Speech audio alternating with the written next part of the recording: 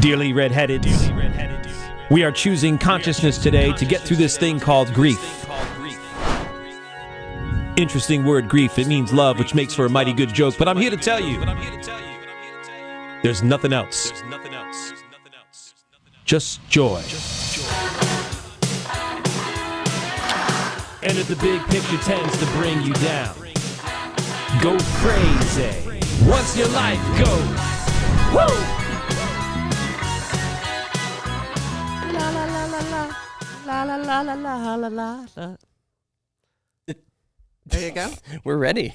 That was a great intro. Is it in there, or should I do it again? No, that was in there. You're good. We're using that. Yeah. Welcome to my world. Yeah, I'm gonna I did too much peopling yesterday, so I'm getting back to the frenetic side of that. Ooh. I don't know why I'm so surprised when I hit my face on this thing. I'm just gonna go do some balls out stuff. I am very intrigued by Carl Jung, as we know 75 times over. He had this archetypes, Anima and Animus, the inner masculine and feminine dynamics. Now, supposedly, his wife came up with this shit, and he integrated it. But you don't see that often. And he had a couple lovers, and I, there's a part of me that passes judgment, and there's a part of me that goes, I would have fucked him. I mean, come on. I would have, especially if I was young and he was a professor, it would have been over. In the closet, I wouldn't have cared. So I'm sorry, Emma Young. But,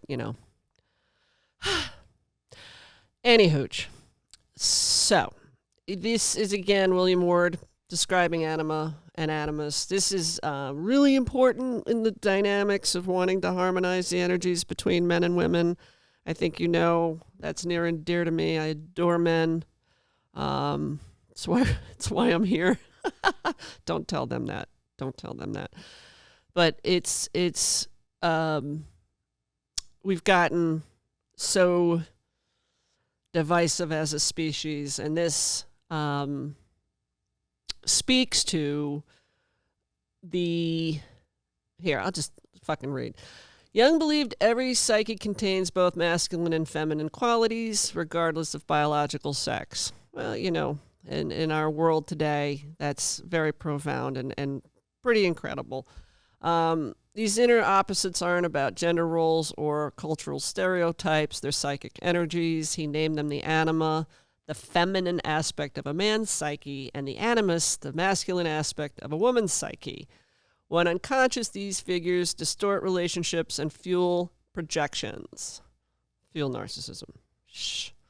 When integrated, they help a person develop emotional depth, creativity, and inner balance. They're archetypes, they're not personal traits or choices, they're deep inherited forms that emerge through images, dreams, and emotional patterns.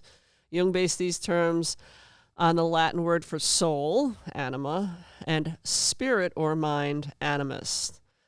They're not static categories. The anima isn't just about emotion or softness. The animus isn't about strength or logic. They're complex, multi-layered, and constantly evolving. I said in last week's podcast that I'm very guided by men, whether they're comedians, gurus, whatever, and sometimes I find that unfortunate because, we live in a patriarchy, but I think I'm guided that way because I'm female. I wish more men would find their female guides and give more credibility to what women bring. And I think I mentioned last week that one of my personas within Natural Born Redhead is Mary Magdalene. I have her being a sapiosexual dominatrix. I have her being a romantic tantric. I have a bunch of ideas where she's concerned that I essentially can't wait to utilize via comedy. So, ironically, back to the book, let's start with anima. In men, the anima represents the inner world of feeling, intuition, receptivity, and emotional relatedness. She might appear in dreams as a mysterious woman, a goddess, a guide, or a seductive figure. Sometimes she's nurturing and wise. Sometimes she's chaotic and dangerous. Jung described the anima as having 4 stages of development. At the lowest level, she's purely physical, associated with instinct and seduction. Then she becomes romantic or poetic.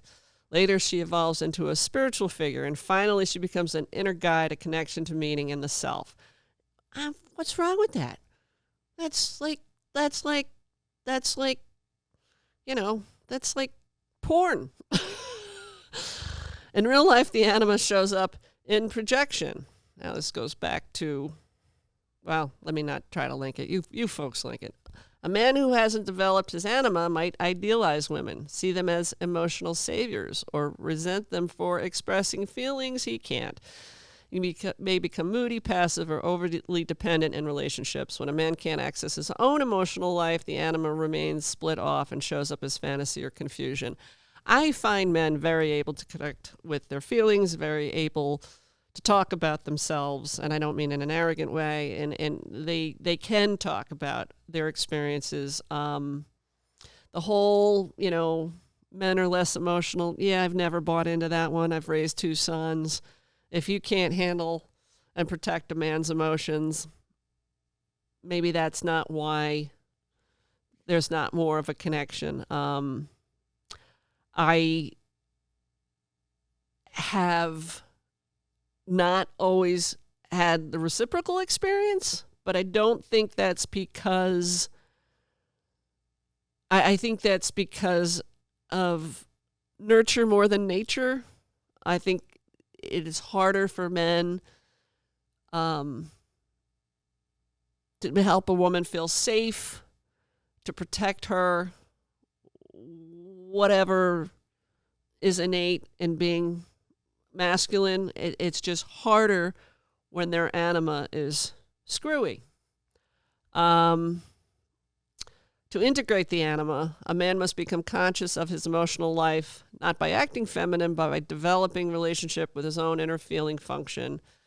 He learns to feel without collapsing, to imagine without escaping, to engage with the unconscious not as an enemy, but as a source of guidance. That's the work.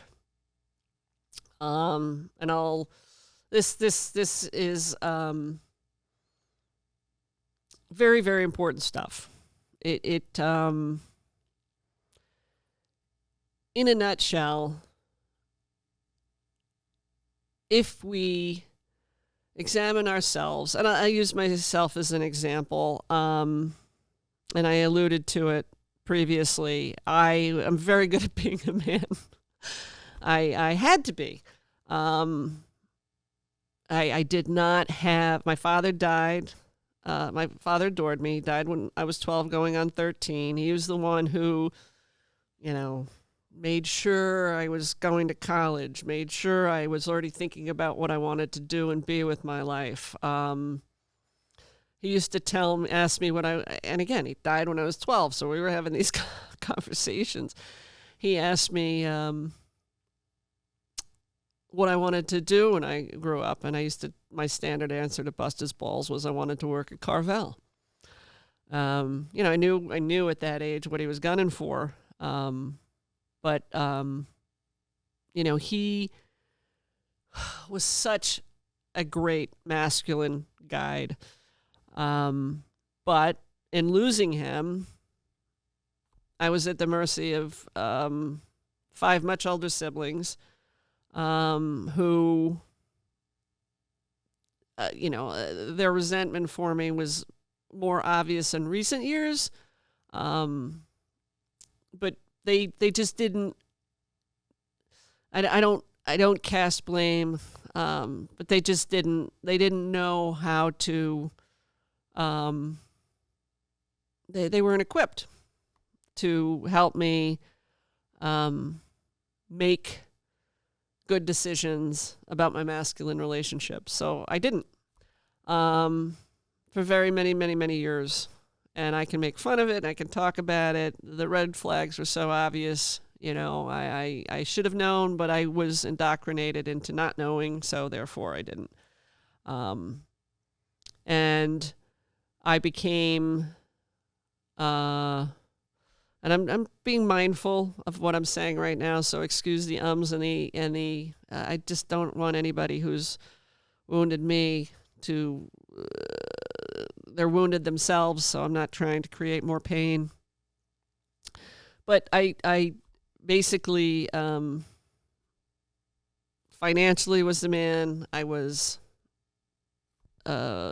raised my sons.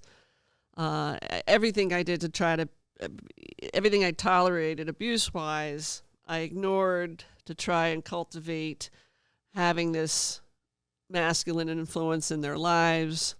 And let's just say I what I did was out of ignorance. It's part of the reason I want to talk more about covert abuse, because of what both genders end up tolerating and then manifesting and repeating.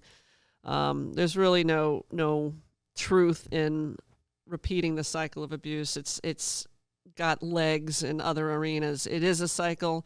You can end it, but it's not hard and what's that saying? Hard and fast, hard and true. It's already out there, being recreated. And I'm going off topic a little bit, but I think psychology in particular is at a really interesting juncture. And this is 2025. We are at a real interesting juncture with psychology, because there's so much ignorance still about how the mind works, how the body works. I meant to say brain, but I said body. And good advice is still not rampant. It's still a struggle to help people process what is now multi-generations of trauma and abuse that plays out in both men and women's lives. I have said it before. Women don't, we do not have the market cornered on abuse. It just is, the power imbalance is such that, we're really fucking angry about it. Men get to be angry. Women don't get to be angry. It's still, men are angry, women are crazy. And it's a horrible stereotype, but one that I think still prevails. So, bringing it back, I think if we harmonize the energies between us and take it upon ourselves to know what we want and to know who we are, there can be more harmony. I know for myself, when I meet men now, and I took care of my mom for a long time, so I wasn't male clients certainly, and I dare say those relationships are very special to me. I fortunately attracted very well-adjusted men in business, so that offset what I was experiencing in family or romantically. And I'm very grateful for that, because it taught me about this balance, because nobody was going to be attracted to my personality without having that balance. This is starting to sound a little esoteric, and that's not my goal. So I'm going to read about the animus in women, so I can read what I had mastered. For women, the animus represents inner authority, direction, assertiveness, rational thought. Okay, well, we'll give Carl that one. We'll let that fly. We'll float that. In dreams, you may appear as a series of men: the lover, the critic, the priest, the professor, the warrior, the king. Jung also described 4 stages of animus development: first, his physical strength, then action, later opinion and belief. At his most mature, he becomes a mediator of meaning, a bringer of logos or deep inner truth. I have had dreams that have made tremendous impact, but I also subscribe to that I dream awake. And if you know what that means, fantastic. If you don't, it's a hard motherfucking thing to explain. I have had reoccurring, very pivotal dreams, but I'm claircognizant, and I have some of this clair shit going on. It's not psychic. It's not mediumship. It's really just an ability to know things. So I had a reoccurring dream, and I got to think about it for a second. I don't remember when it started, but I had it for a while. And in the dream, I have my master's degree, but I'm in high school. And I'm like wondering what the fuck I did to have a master's, but they're now telling me I got to complete high school, and I literally have missed a science credit. Like, there's a literal reason that I have to get my degree, my diploma. So anyway, I have this dream. I only stopped having that dream when my son left high school, 15 going on 16, and went on to college. So that gives you an idea of the depth of the synchronicity that I experience. I also knew where he was going to go to college, and some other things that played out. So he's very, I got to be careful because my dick lick and cocksuck are not very interested in this yet. I think I told you that. They support it, but they both have whatever this thing is that we have, they both have it, but they're so used to it, I think that they, similar to myself, you don't think it's that special. How does this relate to Anima and Animus? I think that's an Animus thing. And I think I find men petrified of the part of women that are intuitive, and ironically, I'm attracted to men who are intuitive, who have that anima in them that isn't threatened by anything I could do, feel, or think. And I think that's been one of my greatest disappointments for myself, is wanting to be able to support animus within a man, and it being just not understood or well received. Or more often than not, it's created an animosity. It starts out loving and wonderful, but ends up creating an animosity. And then my personality abandons that person because I can't be supported, and that person gets cruel. Yeah. So in our cultural society today, I've learned a lot about cisgender and things and binary, non-binary. And do I think some of this stuff is at the root? I do. And I don't think it's a bad thing, because I think it's more authentic, and it takes us to the places we need to experience. I always thought I was hyper female, and somebody said to me one time, "No, that's masculine," and I'd be like, "Oh, and I'm trying to think of a good example. I used to attract women, and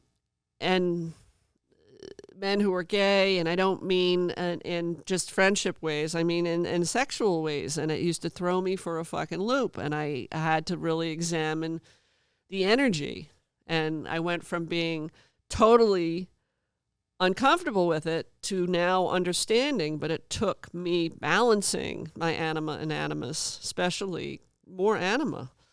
I really enjoy being a soft soul that wants to feel safe and protected. And when I can't find it in a man, I'm going to do it myself. And it's the way it is. And I think that balancing act, not only within ourselves, but within our relationships with one another, is very connective tissue. It's stuff. And then, between couples, they can decide what that means to one another. It doesn't mean these hard and fast rules. And I still look forward to it. I still look forward to the opportunity to have my anima embraced now that my animus is behaving. And by the way, my animus doesn't behave. It's a big part of the sexuality involved in my comedy. I mean, it has to be. I've worked with men.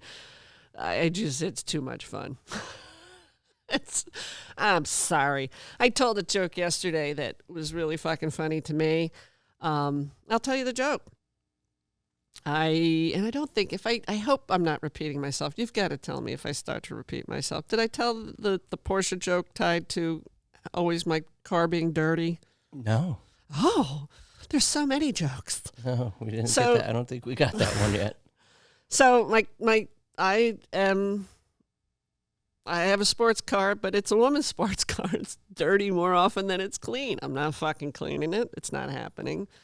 I have debated the sexual favors I would do 20 years ago to keep the fucking thing clean, but not doing that. So I was at the fucking post office, and somebody outside had a very clean sports car, and I looked at him and I said, why is it that women's sports cars are always dirtier than men's? And he looked right at me and said, it's my wife's job to keep herself clean. And we both laughed like assholes because he meant it the way that it was not meant to be, you can go with that joke a few different directions, but just the way that I took it and he meant it in the moment, it was a beautiful thing. And I just have had the luxury of doing that with men for 30 years. But it hasn't made me necessarily feel understood or embraced. And I understand that now. I understand why perhaps I didn't attract what I really wanted. I felt like I was balanced, but I wasn't. I couldn't be. The way that I grew up. I had to approach the world in a more masculine way. I hope that makes sense because we struggle we're struggling so much in 3D in the human experience, and I'm really careful with comedy because it is a persona. Fuck, cock, cunt is a persona. Do I swear as a woman? You bet. But do I swear for effect or no? I'm not trying to make anything happen anymore. I'm paying attention to this calling I have and seeing what comes back to see how I'm embraced. I have people close to me. I have people that understand me. But, I do think I have got one great love left in me. And I don't need it. And I think that's also very hard for men to understand, is I don't need it. I want it, but I don't need it. And want and need, I can remember discussing want and need with my ex from the perspective of, you want to be wanted as a woman. And I was just needed.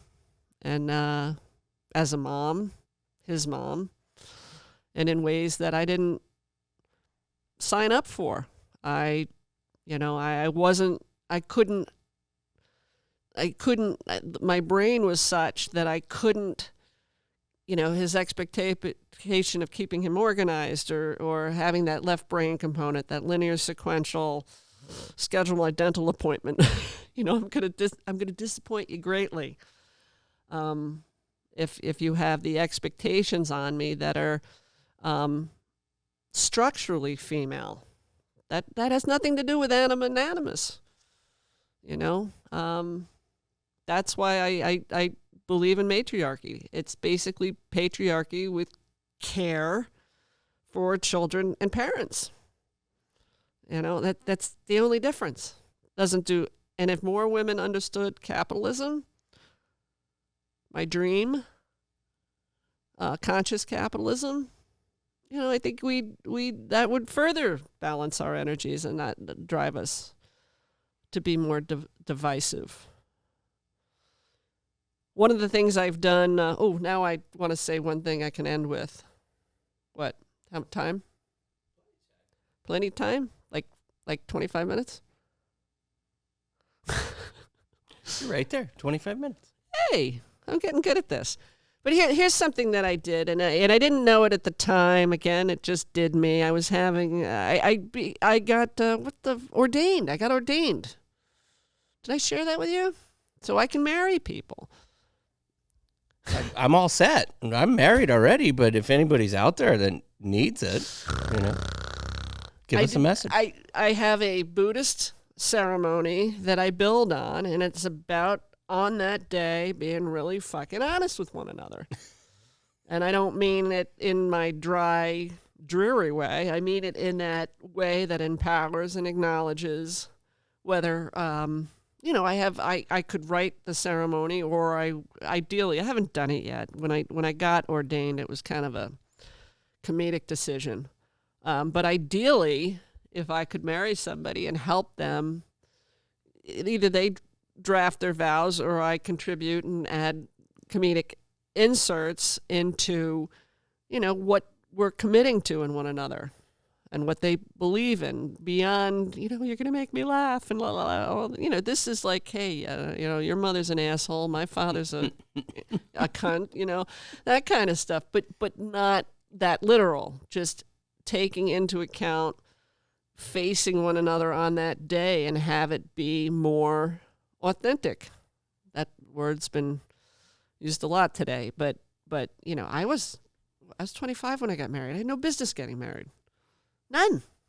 Like I was still turned on by things that, you know, made me overlook all the red flags. You know, my ex-husband was Italian. After I divorced him, I couldn't eat Italian for 10 years. Yeah, you know, but you know, just we're just that part in here about that physical thing being first. You know, that physical thing doesn't fizzle till you're, you know, pushing 30. But today's generation happily, I think, wants more serial monogamy, wants more connection. There's plenty of disconnection. There's plenty of strife. But, you know, I think the desire is there. It's just got to be talked about because, you know, people do want to connect. They do want loving relationships. They may not last forever, but, you know, it's just the opportunity to even have one. Man, starting to sound like...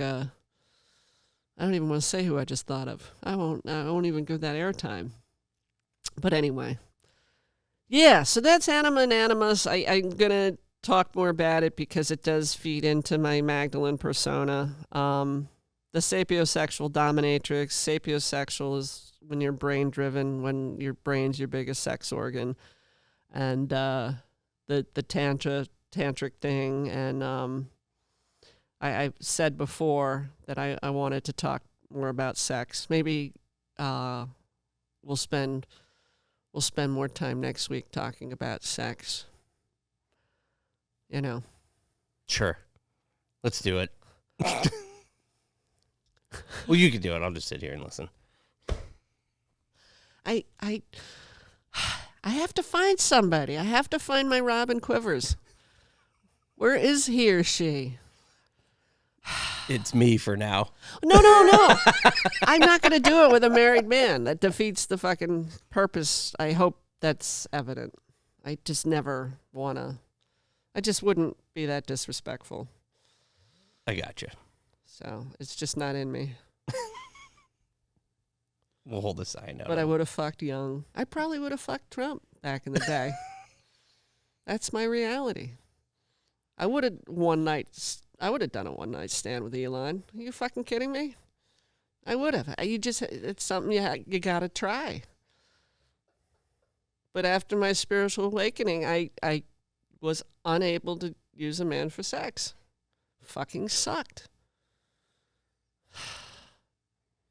Oh well. I'm a holdout.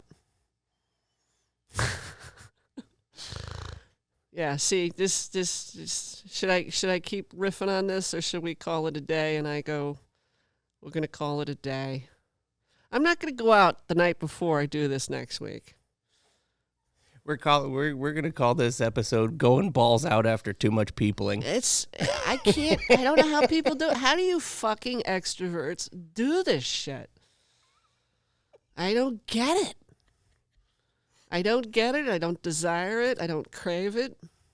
And when I told that Porsche joke last night and it failed, all I wanted to do is Norm Macdonald that woman. All I wanted to do was just, like, drive the bus through the crowd of people. And I'm like, oh, I got to get out of here, man. There's too much sickness here. All right, I want to thank you. Thank you. Ciao, Bella. Got it. Thank you for listening and supporting Natural Born Redhead. If you follow the Bouncing Balls, please like and subscribe. If you know someone interested in sparing others grief and inciting joy, message me on Facebook or reach out via my website, Natural Born Redhead. J-Ma.